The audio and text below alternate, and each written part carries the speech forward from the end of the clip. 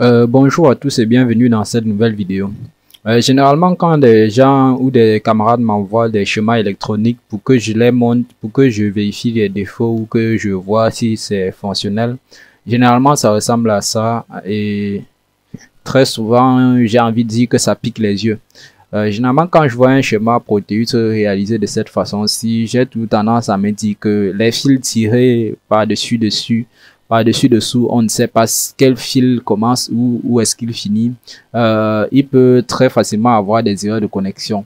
Et passer 30 minutes, 1 heure de temps à vérifier dans tout ce fouillis, c'est très souvent difficile et ça décourage.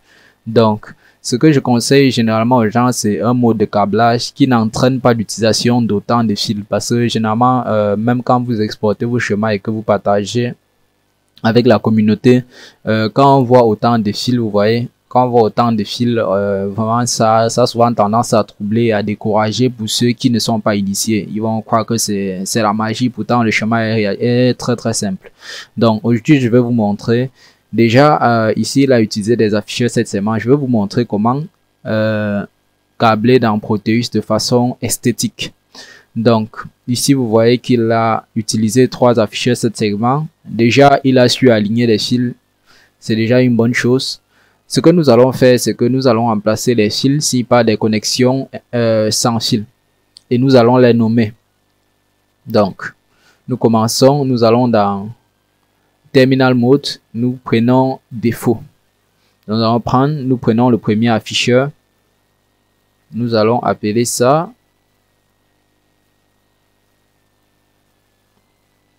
donc là, pour répéter le même mouvement, vous n'avez qu'à faire un double clic. Vous voyez, ça va extrêmement vite. Nous allons appeler ça G. Bon, vu que les afficheurs sont connectés ici, de G jusqu'à A, nous allons appeler celui-ci G. En majuscule, bien sûr. G, la A, la B. Vous voyez, c'est plus rapide et plus, vous allez voir, c'est plus rapide comme ça que de, passer son temps à tirer les fils. Et les fils qui peuvent vous entraîner dans l'erreur. Donc ici, nous allons faire la même chose. Nous enlevons ça, nous enlevons le fouillis. Donc nous enlevons ça. Nous pouvons une fois copier ça parce que ce sont les mêmes points. Là, donc copions le bloc. Nous pouvons le placer là. Donc vous voyez, c'est très rapide.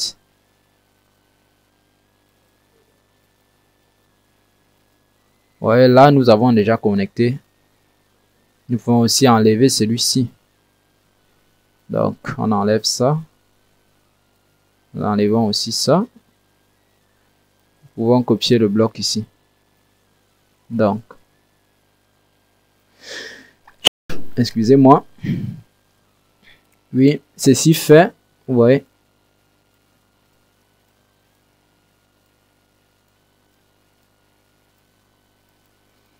Donc, vous voyez, déjà, avec les 3 afficheurs, nous avons les connexions faites A, B, C jusqu'à G. Vu que ces connexions prennent sur les résistances, nous pouvons donc juste faire ça. Bloc copie, on le place là. Et on fait un miroir. Un miroir en X. Vous voyez, là, c'est déjà connecté. Vous voyez, c'est beaucoup mieux, c'est beaucoup plus visible. En passant, les résistances là, et il a fait une erreur, c'est peut-être l'erreur là qu'il a faite. Les résistances, c'est 220 ohms. C'est pas 10 kg. Donc, c'est une erreur d'avoir mis 10 kg. En mettant 10 kg, ça va absorber toute la tension d'arrivée. Et tes afficheurs ne brilleront pas. Peut-être c'est même l'erreur qu'il a dû faire. Bon, nous allons, peut-être dans le cadre d'une autre vidéo, réaliser un tel type d'affichage avec le programme à l'appui, mais je ne trouve pas ça vraiment obligatoire pour l'instant. Donc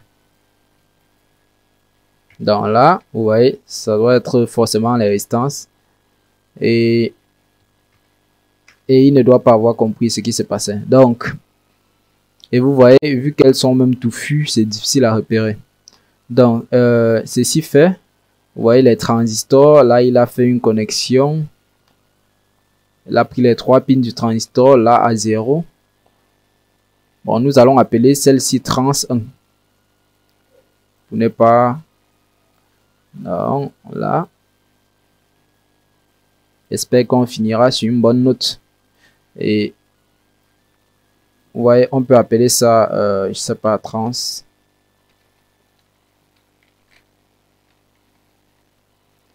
Ouais, on peut appeler ça trans 1. Oui. Et on revient ici. Voilà, on fait un miroir. On revient ici, on récupère le trans 1.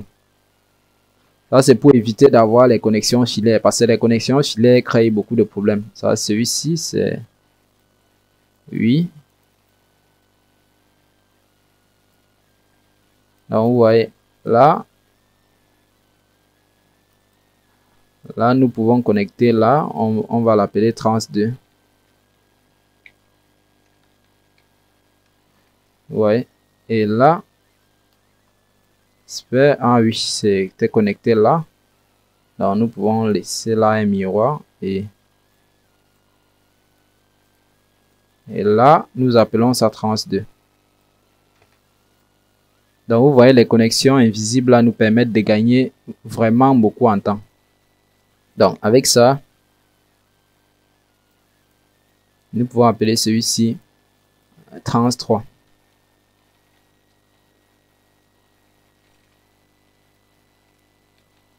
Trans 3. Donc, vous voyez, c'est rapide et c'est efficace. Donc là, on le retourne.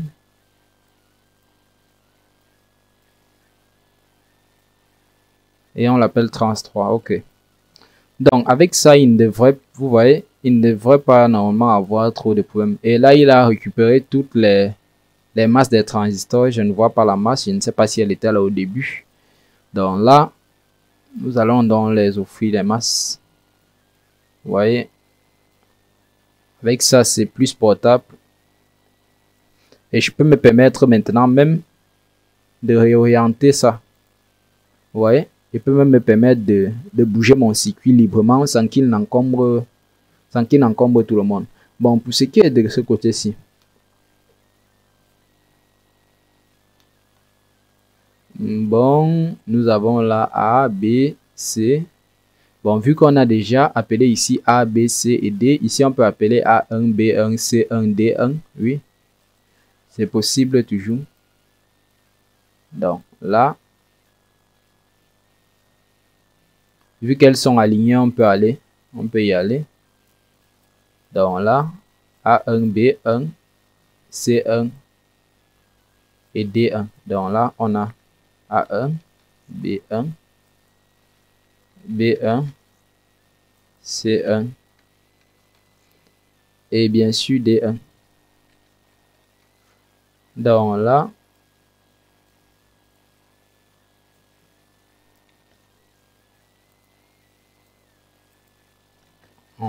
vous voyez.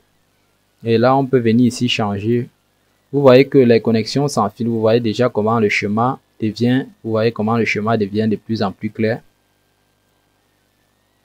Bon, j'ai fait une erreur. J'aurais dû même filmer le schéma de départ et vous montrer à quel point le schéma sera aéré une fois à l'arrivée. Bon, A1. Là. B1. Là, C1. Et là, nous avons D1. Donc, vous voyez, là, c'est plus propre. Je vois là, il a mis sous 5 volts. Bon, si vous n'êtes pas obligé, si vous utilisez une sous 5 volts, vous n'avez pas toujours besoin d'aller prendre la batterie. Vous pouvez prendre celui-ci. Proteus, c'est par défaut qu'une sous 5 volts. Ici, c'est VCC. Donc, quand vous mettez VCC par défaut, Proteus adapte le seuil de tension. Donc, vous pouvez mettre la VCC sans avoir de problème. Vous pouvez mettre la VCC. Il va envoyer 5 volts parce qu'il sait que 5 volts c'est par défaut. Il va envoyer 5 volts par défaut parce qu'il sait que 5 volts par défaut c'est la tension nécessaire pour ce décodeur-ci. Et là, vous pouvez le placer là. Vous voyez là, tout de suite, le schéma devient plus clair.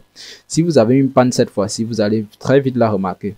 Bon, revenons sur la carte Arduino. Vous voyez que là, nous avons un circuit reset. Je vois les fils partout. Nous avons un VCC, un reset et un GND. Bon, comment faire ça plus esthétiquement?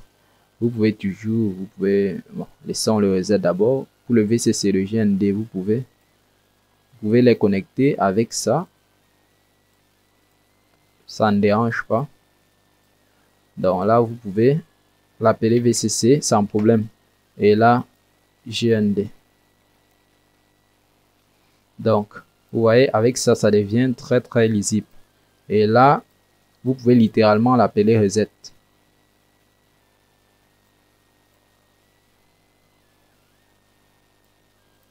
Bon, là, il refuse de s'aligner. Donc, là, vous pouvez l'appeler reset. Vous voyez là comment c'est devenu plus et je peux déplacer sans problème. Pardon. Et là, je peux déplacer sans problème ma carte Arduino et mon circuit reset. Donc là, exit.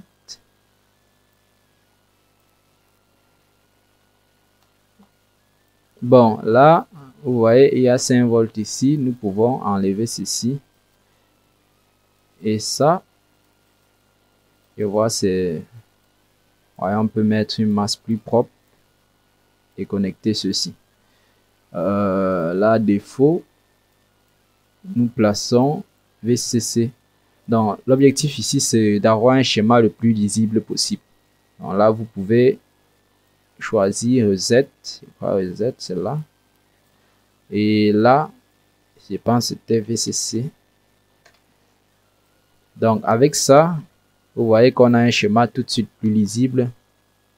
Et si vous avez une erreur d'exécution, par exemple, comme il a eu, je vais venir sur mode sélection.